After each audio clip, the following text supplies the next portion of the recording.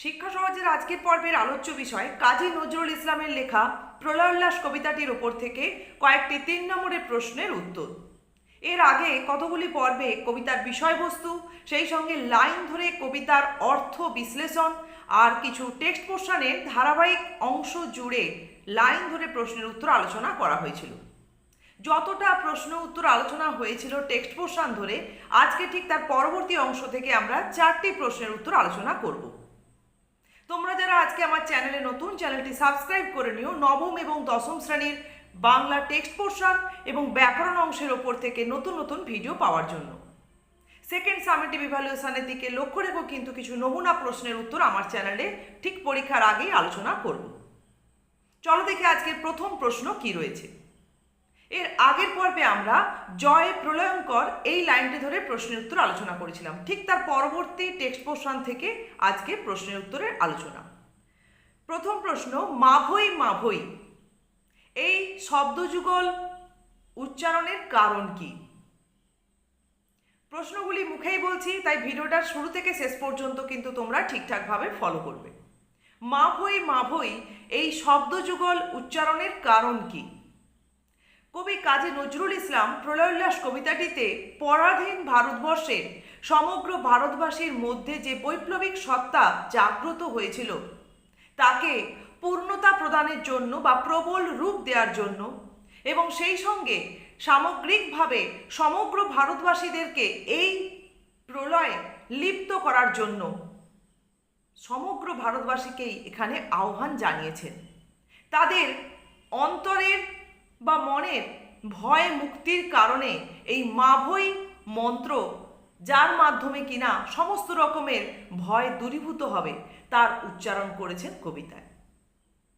আসলে কবি কবিতায় ভারতবাসীদের মধ্যে জাগ্রত যে বৈপ্লবিক সত্তাকে মূলত কালবৈশাখীর ঝড় আর সেই সঙ্গে ভয়ঙ্কর দেবাদিদেব মহাদেবের রুদ্ররূপের মধ্য দিয়ে প্রতিকায়িত করেছেন।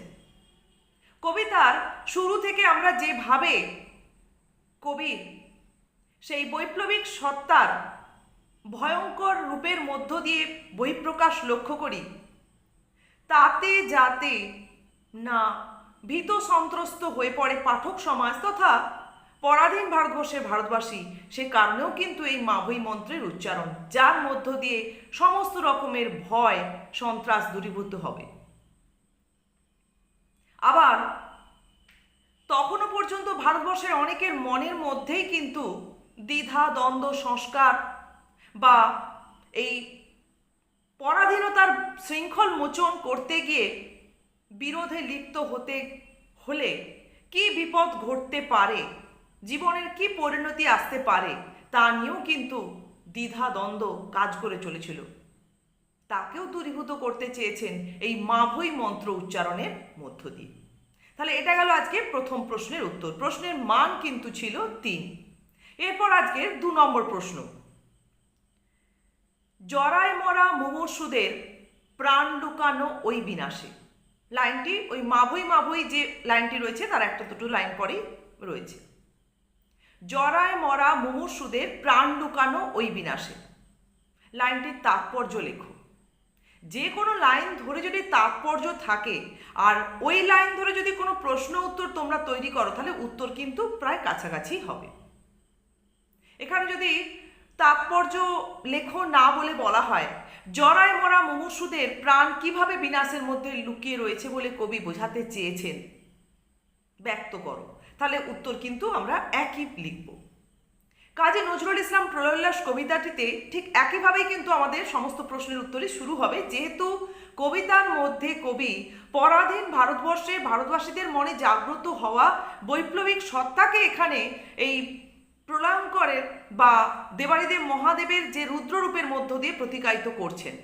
তাই শুরুতে আমাদের এই প্রসঙ্গটা যে কোনো প্রশ্নের উত্তরে কিন্তু উপস্থাপন করতে হবে। তাহলে লাইনটির তাৎপর্যের উত্তরে আমরা কি লিখব?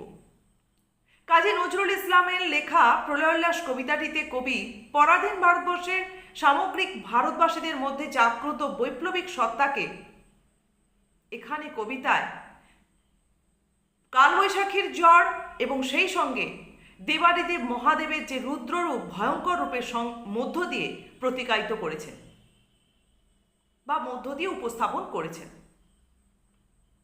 ভারতবাসীরা ব্রিটিশ সাম্রাজ্যবাদের বিরুদ্ধে যেভাবে বিরোধে সোচ্চার হয়ে উঠেছে, তাদের মনের মধ্যে ক্ষোভ, বিপ্লব, বিরোধ যে প্রবল রূপ নিয়েছে, কবি আশাবাদী যে শীঘ্রই স্বাধীনতার সূর্য উদিত হতে চলেছে। সেখানে এই প্রক্রিয়াকে ত্বরান্বিত করার জন্য কবি তখনও পর্যন্ত সেই পরাধীন ভারতবর্ষে যে সমস্ত মানুষ দ্বিধা, দ্বন্দ্ব, সংস্কার, অন্ধবিশ্বাস, কুসংস্কার, ভয়, ভীতিকে আঁকড়ে ধরে সেই বিরোধে সামিল হতে পারেনি ব্রিটিশ সাম্রাজ্যবাদের বিরুদ্ধে, তাদেরকে আহ্বান জানিয়েছেন। সেই সমস্ত জরায় মরা মুমূর্ষুরাও যেন তাদের প্রাণ খুঁজে পাবে এই বিনাশে লিপ্ত হওয়ার মধ্য দিয়ে। অর্থাৎ ভারতবর্ষে স্বাধীনতার সূর্য উদিত হবে, এটাই সবচেয়ে বড় কথা। সেখানে কোনো পরিণতি যে খারাপ বা অশুভ বা ক্ষতিকারক বলে ভারতবাসীর কাছে পরিগণিত হতে পারে না। এই বিনাশের পরিণতি কিন্তু সবসময় নতুনের বার্তা বহন করে আনছে, প্রাণের বার্তা বহন করে আনছে, যেখানে ভারতবর্ষের স্বাধীনতার সূর্য উদিত হবে। তাই এই বিনাশ ভারতবর্ষের বুকে একান্তভাবেই কাম্য, এটাই কবি এই লাইনের মধ্য দিয়ে বোঝাতে চাইছেন। এটা গেল আজকে 2 নম্বর প্রশ্নের উত্তর। এরপর দেখো 3 নম্বর প্রশ্ন, তার কয়েকটি লাইন পরেই রয়েছে। দিগম্বরের জটায় হাসে শিশু চাঁদের কর। দিগম্বরের জটায় হাসে শিশু চাঁদের কর, লাইনটির তাৎপর্য লেখো। বা যদি প্রশ্ন থাকে দিগম্বরের জটা এবং শিশু চাঁদের কর এই অংশগুলির মধ্য দিয়ে কবি কবিতায় কি বোঝাতে চেয়েছেন, তারও উত্তর কিন্তু একই হবে। কাজী নজরুল ইসলাম তার প্রলয়োল্লাস কবিতাটিতে পরাধীন ভারতবর্ষে ভারতবাসীদের মনে জাগ্রত হওয়া ব্রিটিশ সাম্রাজ্যবাদের বিরুদ্ধে বৈপ্লবিক সত্তাকে দেবাদিদেব মহাদেবের বা দিগম্বরের রুদ্ররূপের মধ্য দিয়ে প্রতিকায়িত করেছেন। দেবাদিদেবের যে ভয়ঙ্কর রূপ, যে প্রলয়ঙ্কর রূপ তিনি কবিতায় চিত্রিত করেছেন, তার সঙ্গে বৈপরীত্যমূলক হিসেবে উপস্থাপিত হয়েছে তার জটায় অবস্থিত স্নিগ্ধ চাঁদের বা শিশু চাঁদের স্নিগ্ধ কিরণের মধ্য দিয়ে। কবি কবিতায় নানান স্থানে বৈপরীত্যমূলক ব্যাপারটিকে উপস্থাপন করেছেন। কোথাও দ্বাদশ রবির বন্যি জ্বালা, আবার নয়ন জলের মধ্য দিয়ে। এখানেও ঠিক একইভাবে দিগম্বরের যে ভয়ঙ্কর রূপ কবি কবিতায় ফুটিয়ে তুলছেন অনবরত, ঠিক তার পরবর্তী মুহূর্তেই শিশু চাঁদের যে স্নিগ্ধ কিরণের প্রসঙ্গের উপস্থাপনা, তার মধ্য দিয়ে ভয়ঙ্করতার মধ্যে, বিনাশের মধ্যে, প্রলয়ের মধ্যেই যে আলো লুকিয়ে রয়েছে, শুভ দিকটি নিহিত রয়েছে, এটাকেই ফোটাতে চেয়েছেন।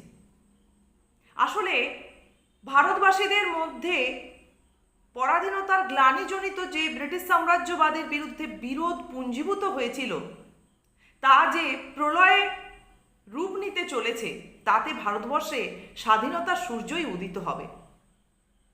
এখানে ভারতবাসীদের সেই বিরোধ, যা দিগম্বরের রুদ্ররূপের মধ্য দিয়ে প্রতিকায়িত, এবং তাদের সেই বিরোধের মাধ্যমে যে ভারতবর্ষের স্বাধীনতার সূর্য উদিত হবে, তা এই শিশু চাঁদের স্নিগ্ধ কিরণের মধ্য দিয়ে কিন্তু ফুটে উঠেছে। এখানেই আমরা এই লাইনটির তাৎপর্য অনুভব করি। এটা গেল আজকে 3 নম্বর প্রশ্নের উত্তর। এরপর দেখো তোমাদের সাহিত্য সঞ্চয়ন বইটির যে 96 পেজের দেখবে একটি লাইন রয়েছে, গগন তলের নীল খিলানে। গগন তলের নীল খিলানে। গগন তলের নীল খিলানে কোন চিত্র কবি কবিতায় ফুটিয়ে তুলেছেন? গগন তলের নীল খিলানের কোন চিত্র কবি কবিতায় ফুটিয়ে তুলেছেন? আমরা কাজী নজরুল ইসলামের লেখা প্রলয়োল্লাস কবিতাটিতে আপাতমস্তক দেখে আসছি ভারতবাসীদের পরাধীনতার গ্লানিজনিত ব্রিটিশ সাম্রাজ্যবাদের বিরুদ্ধে পুঞ্জীভূত হওয়া ক্ষোভ যে তীব্র রূপ নিয়েছে, যে প্রলয় বা বিধ্বংসী রূপ নিয়েছে, তাকে কবিতায় কবি দেবাদিদেব মহাদেবের রুদ্ররূপের মধ্য দিয়ে ফুটিয়ে তুলেছেন।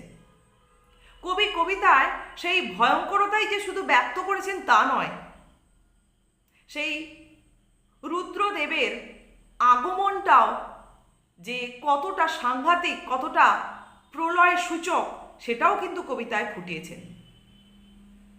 সেই প্রসঙ্গে আমরা দেখি যে সেই মহাকালের সারথি যেন গগনমণ্ডলের বিদ্যুৎকে বা তড়িৎকে চাবুকের মতো ধারণ করে রথের সঞ্চালনা করছেন। তার সেই চাবুকের আঘাতে সমগ্র গগনমণ্ডলে অশ্বের যে রেশা অর্থাৎ যে ধ্বনি, তা যেন ভয়ঙ্কর রূপ নিচ্ছে, ভয়ঙ্কর এক গর্জনের সৃষ্টি করছে। শুধু তাই নয়, সেই অশ্বের খুরের আঘাতে নীল গগনমণ্ডল থেকে তারা উল্কাপিণ্ড হয়ে খসে পড়ছে।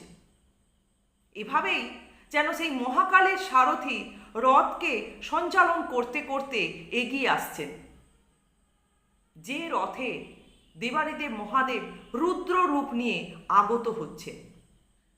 এভাবেই কবি কবিতায় সেই দেবাদিদেব মহাদেবের ভয়ঙ্কর রূপ ধারণ করে আগমনটাকেও ফুটিয়ে তুলেছেন, যা গগনমণ্ডলের নীল খিলানে এক ভিন্ন মাত্রায় যেন ভূষিত হচ্ছে। তাহলে এটা গেল আজকের 4 নম্বর প্রশ্নের উত্তর। এই রইল আজকে 4টি প্রশ্নের উত্তর। দেখলে টেক্সট পোর্শন থেকেই কিন্তু আমাদের দিতে হচ্ছে, এবং প্রথমে প্রাসঙ্গিক বাক্যটা কিন্তু প্রায় সমস্ত প্রশ্নের ক্ষেত্রে এক। আশা করছি তোমরা বুঝতে পেরেছো এই অংশটা। যদি কারো কোনো সমস্যা থাকে অতি অবশ্যই তোমরা আমার কমেন্ট বক্সে মেসেজ করে জানাবে।